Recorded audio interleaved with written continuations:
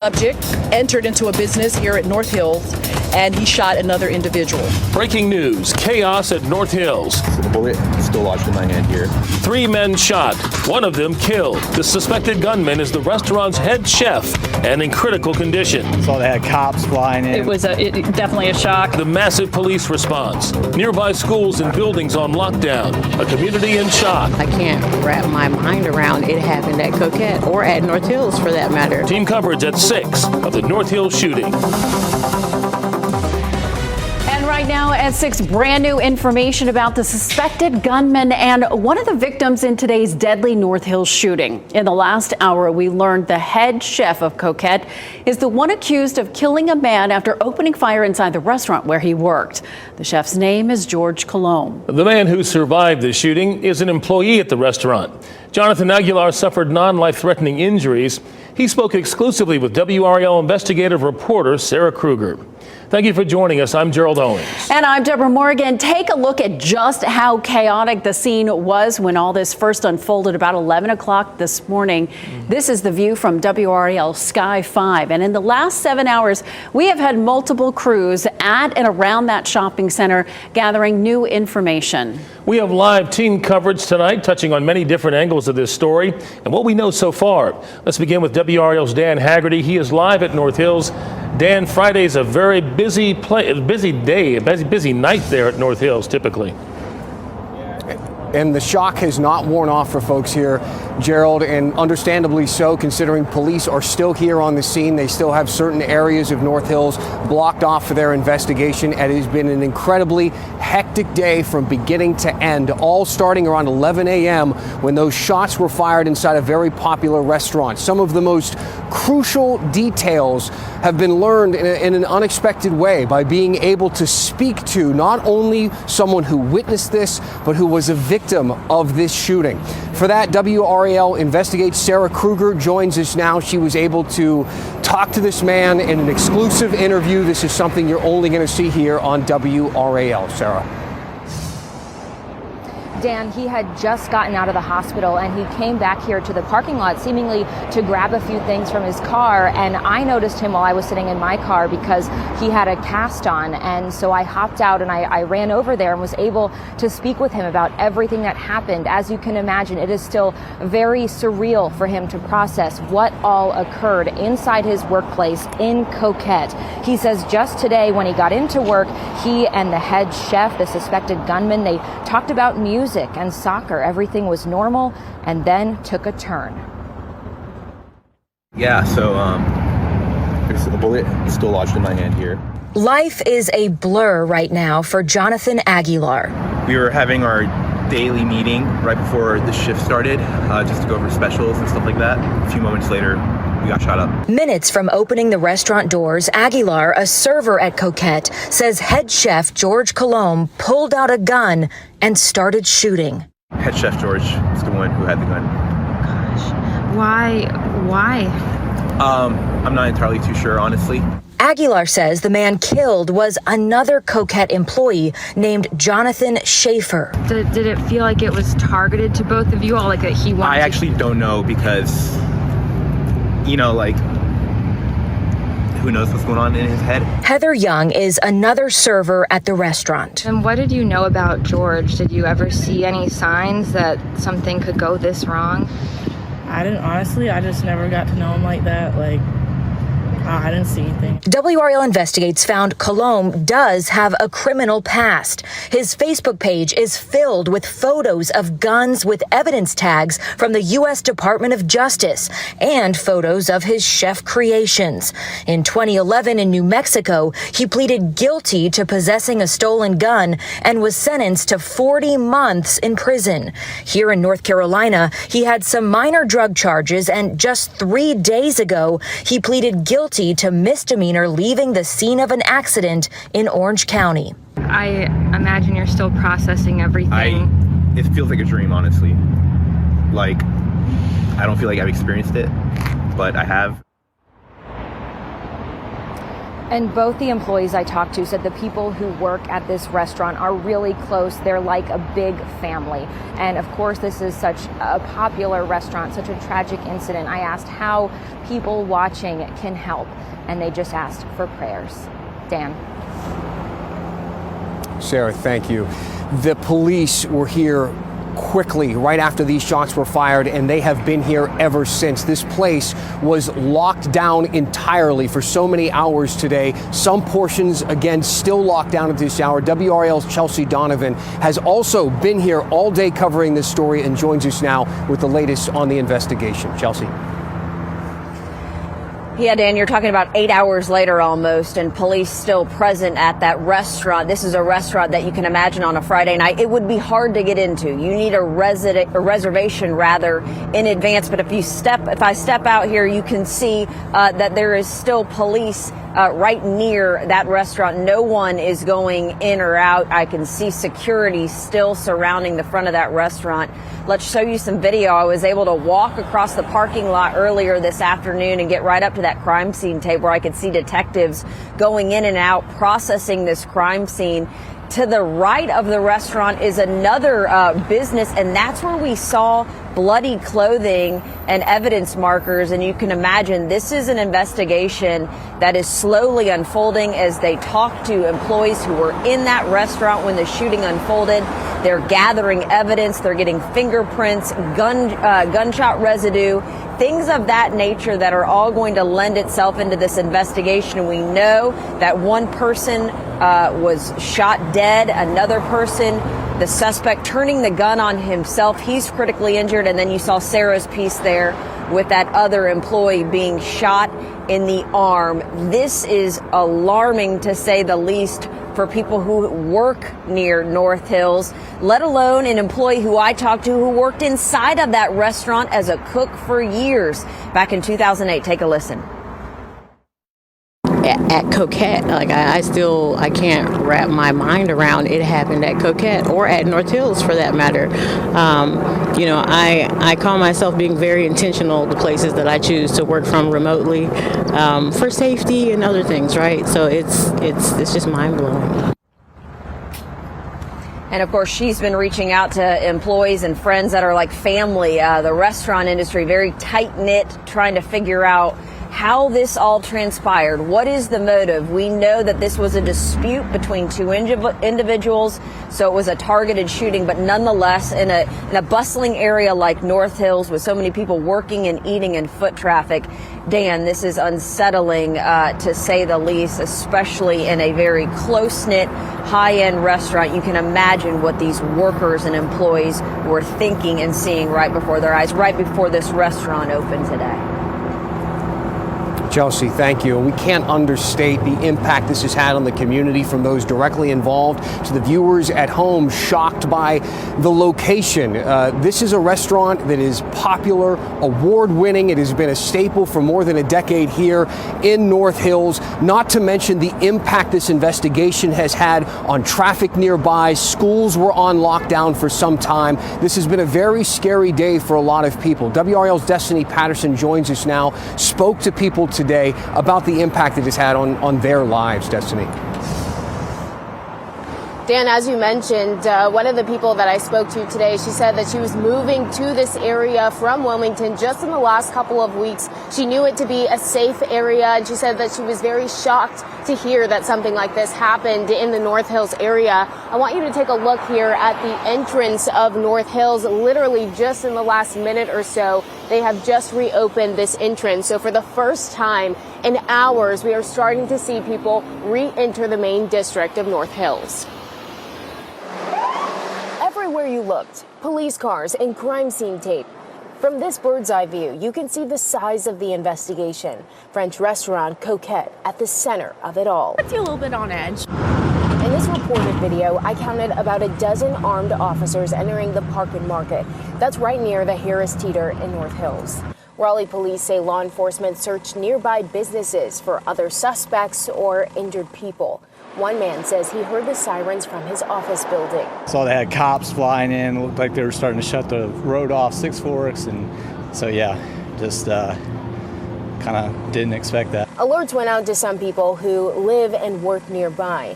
Stan Kimmer didn't need one, though. He was in the middle of running errands when it happened. A policewoman came up to me and said, just stay where you are. Don't get out. Don't leave. And so I kind of sat there for 15 minutes where I saw just lots of policemen walking around. One of them even had a shield in front of them. Several of them had different kinds of guns. When he went home to watch the news and find out what was happening, he saw his car on our broadcast. That's how close he was to where that shooting happened. I mean, as the shock sort of settles for the people in this area, Kimmer told me that he was thankful and shocked seeing the response from Raleigh police and how quickly they were able to get here and assist following this incident. Dan?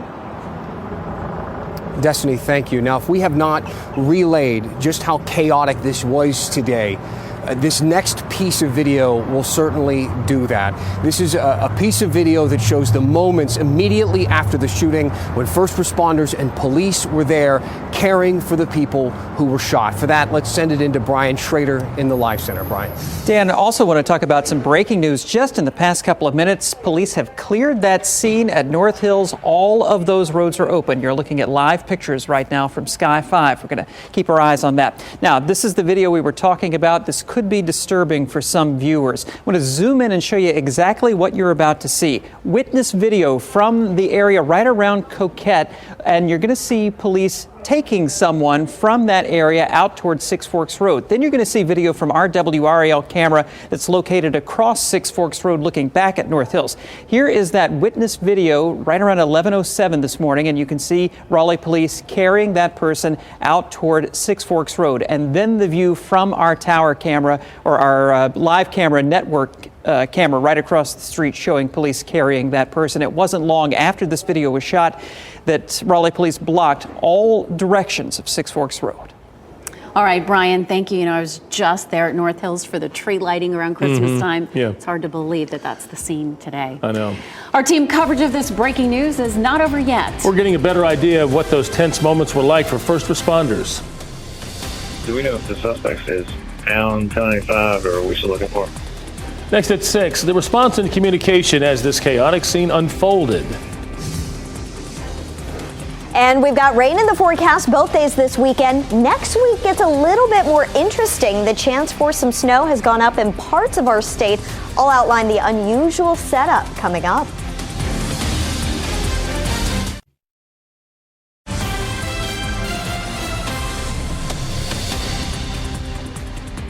Welcome back here in the WRAL Live Center. I want to take you to those live pictures from Sky 5. Again, just a few minutes ago, police cleared that scene. This is Coquette here. You can see some North Hills employees that are out there, but police have now taken down all of the crime scene tape, and the police cruisers have left. That entrance, that main entrance from Six Forks Road into North Hills, has fully reopened. Well, Brian, as we wait to learn the motive behind the shooting at North Hills, we're learning more about the moments immediately after the shooting. The first responder radio traffic is giving us a glimpse at what it was like for police officers arriving at the scene. WRAL Sean Gallagher is combing through that audio and some video we've received in the last few hours. Sean? Yeah, Gerald and Deb, it's hard to juxtapose what you're about to hear and what's going on here behind me. It's like a typical Friday night right now at North Hills. All the police are gone, the tape is gone, everything running as normal. But don't let this scene fool you. The radio traffic from officers and video from viewers that were inside that police tape in the immediate aftermath showed just how wild today was. And just fair warning here, some of this audio can be hard to listen to. Within minutes of the shooting, RPD squads were swarming North Hills, jumping into action. It's right across from REI. We got two down Raleigh. We need EMS to stage. And almost immediately, crews identified the threat. Coquette. The shooter's going to be in Coquette. First responders doing their best to save those who had been shot. RPD's bringing us a second patient to last reveal in Six Forks. A viewer sent WRAL this video of officers carrying the body of one of the people hit in the shooting. Our tower cameras captured the aftermath. Officers placing the body of someone in the roadway on Six Forks. We have a victim down here at the main entrance to North Hills. Where's the EMS? But it wasn't the only person seriously injured. The suspect is down. It is safe to approach. Engine On's patient has Going to talk to the head, above the ear, through and through, agonal breathing, faint pulse. Now, initial radio traffic indicated this could have been an active shooter situation, something RPD dispelled almost immediately. That's why we're very careful about the radio traffic that we use in these events, because they can just evolve so quickly. At North Hills, Sean Gallagher, WRAL News. All right, Sean, thank you. You can count on WRAL to stay on top of this story on television and online. Yeah, download the WRAL News app to get push alerts straight to your phone, especially during urgent situations like today's North Hills shooting. It's free to download. All right, let's talk about the weather. We got a decent evening out here as you look live at the Science Museum there in Raleigh, and beautiful sky there.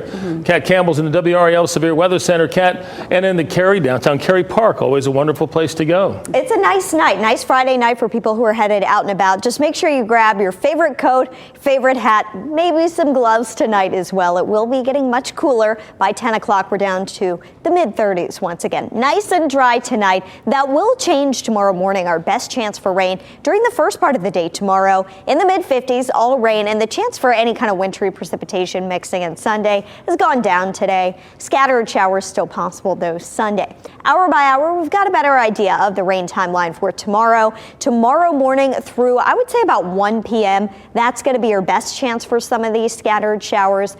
It should be fairly light rain, but it could be an hour or two of steady rain. Then the precipitation gets a bit more interesting next week. We've been talking about this all week long. We haven't gone into specifics. We've been honest. There's a lot of uncertainty. But what's becoming more clear today is the timeline of Tuesday night. So that's really going to be the time frame to keep in the back of your mind, especially if you're going out of town for the long weekend. The timing does line up with the cold air, and that will bring a chance for snow and winter weather to parts of North Carolina. Here's where it gets a bit unusual. The best chance for snow as of right now and winter weather would be closer to the coast and not the mountains. Wilmington, a better chance the way the system looks now than Boone. And that goes for the eastern part of our viewing area versus the western part of our viewing area. This is why the cold air dives so far to the south that it would actually, the jet stream would steer a low pressure system along the North Carolina coast and bring better precipitation chances there. However, based on our experience, usually about 48 hours out, we see a trend to the northwest happen. So we're going to be monitoring this closely. That could mean more ice at the coast, maybe bringing winter weather chances inland closer to us a bit more. As of right now, here's your chance of an inch or more of snow and sleet using 50 different European model ensembles. So we're not just showing you one model run here. It ranges from about 30 to 50% here and a little bit higher at the North Carolina coast. If the jet stream doesn't dive quite as far to the south, though, that could steer the system a bit closer to us. So we're going to be watching this very closely for you in the coming days for the weekend. Keep your umbrella handy and then prepare for the cold next week. We can tell you that there's a 100% chance that it will be cold next week, 3 nights in a row in the teens, and a 40% chance of winter weather Tuesday night. And look at even Thursday and Friday in the 30s. All right, Kat, thank you. All right, it is such a big weekend for sports. Chris Lee is here. Yeah, but first we're going to take you out to Rocky Mount. It's that time of the week where we're going to meet this week's Tom Suter Extra Effort Award winner. Plus, Freddie Anderson is back from injury, the latest from the Canes before tonight's game. That's next in sports.